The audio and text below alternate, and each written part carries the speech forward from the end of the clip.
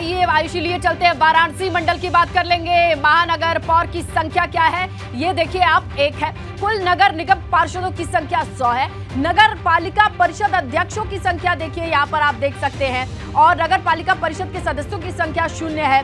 नगर पंचायत अध्यक्ष कुल 1 है। कुल नगर पंचायत सदस्यों की संख्या 10 है। बिल्कुल, चलिए। और नवीन फिलहाल इस वक्त सीधा लाइव हमारे साथ वाराणसी से जुड़ रहे हैं। आखिरी समय में किस तरीके की हलचल है नवीन, किस तरीके की हलचल आखिरी समय? 1 घंटे 1.5 घंटे से भी कम का वक्त बचा है।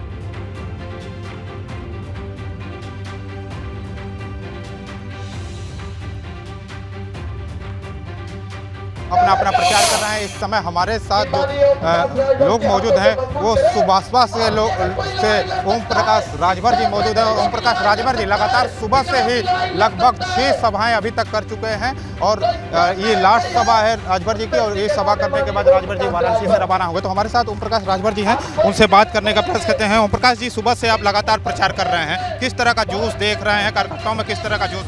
देखिए, नौजवानों में एक बहुत गुस्सा है। लोग नौजवान ये कह रहा है कि एक समान अनिवार्य फ्री शिक्षा जब तक नहीं होगी तब तक हम लोगों का भविष्य नहीं सुधर सकता है। इस बात को लेकर के जब उन लोग गूगल के माध्यम से जब तेलंगाना सरकार का इतिहास बताते हैं कि वहाँ 4 करोड़ आबादी में 2 लाख गरीब बच्चों को 500 केजी से पीजी तक पढ़ाने के लिए 500 कॉलेज खोल करके शिक्षा दी जा सकती है, तो वो शिक्षा हम लोगों के लिए यूपी में क्यों नहीं? इस बात को नौजवान, चूँकि अब आजकल सोशल मीडिया का ज़माना है, आज जैसे हम उनके बीच में ये बता रहे हैं कि हम आपके गाजीपुर से विधायक हैं, हमने अब तक 6 साल के अंदर सबसे ज़्यादा रुपया गरीबों के इलाज ऑपरेशन के लिए दिया।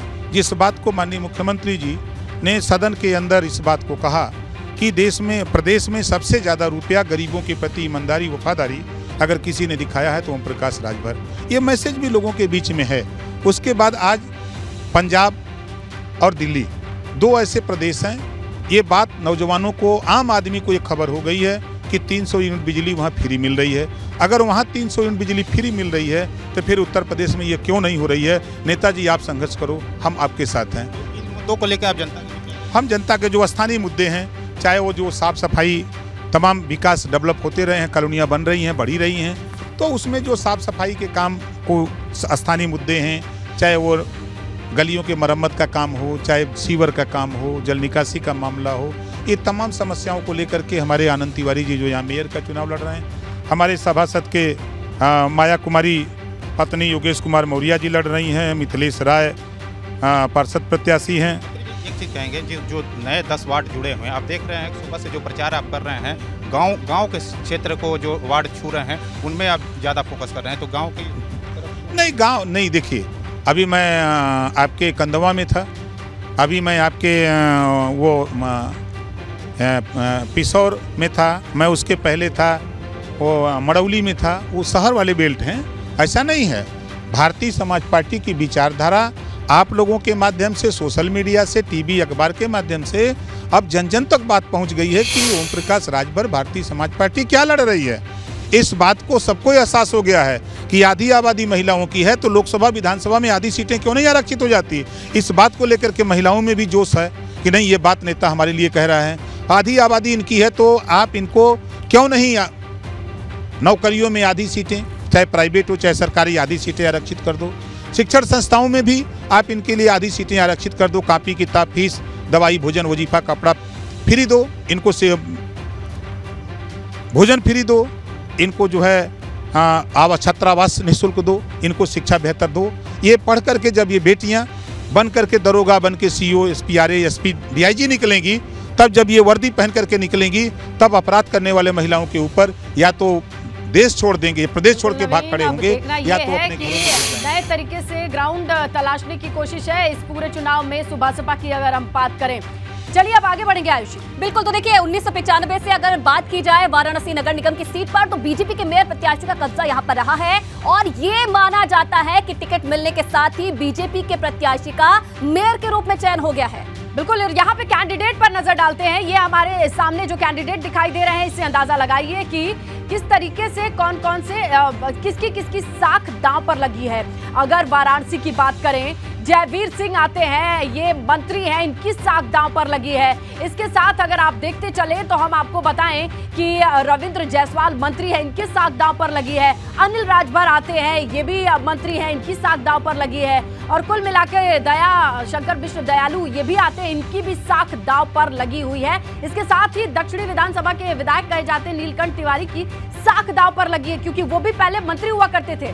बिल्कुल, तो ये वो बड़े नाम है जिसमें इस बार वाराणसी में साख दांव पर लगी है। दूसरी तरफ अगर बीजेपी के साथ साथ समाजवादी पार्टी की अगर बात की जाए तो समाजवादी पार्टी इस बार नगर निकाय चुनाव में दम भरने का काम कर रही है, जिसमें उन्होंने पूर्व मंत्री ओम प्रकाश सिंह को वाराणसी का प्रभारी नियुक्त किया है। और ओम प्रकाश सिंह को यह जिम्मेदारी दी गई है कि वो समाजवादी पार्टी के प्रत्याशी ओपी सिंह को वाराणसी से मेयर बनाने का काम करे। लेकिन वाराणसी बीजेपी का गढ़ है, लिहाजा पूर्व मंत्री ओम प्रकाश सिंह की भी इस चुनाव में साख दांव पर लगी हुई है।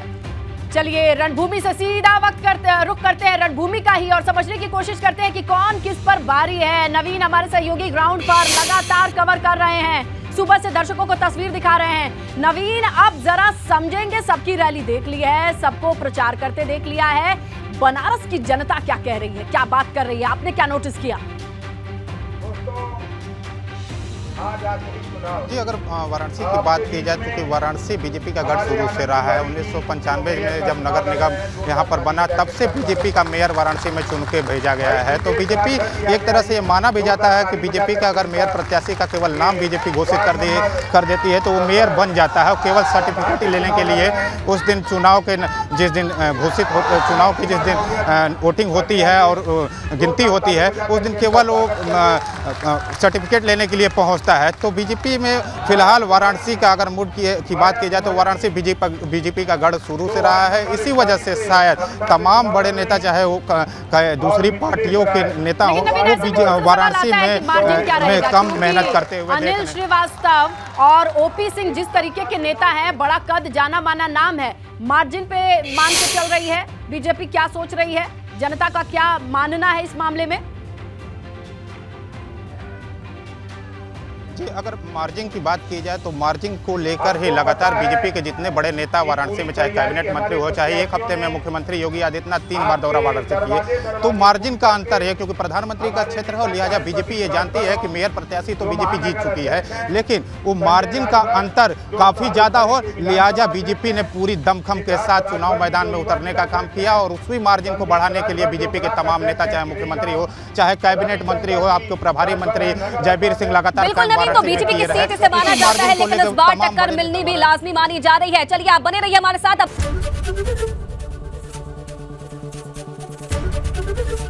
एबीपी गंगा, खबर आपकी, जुबान आपकी।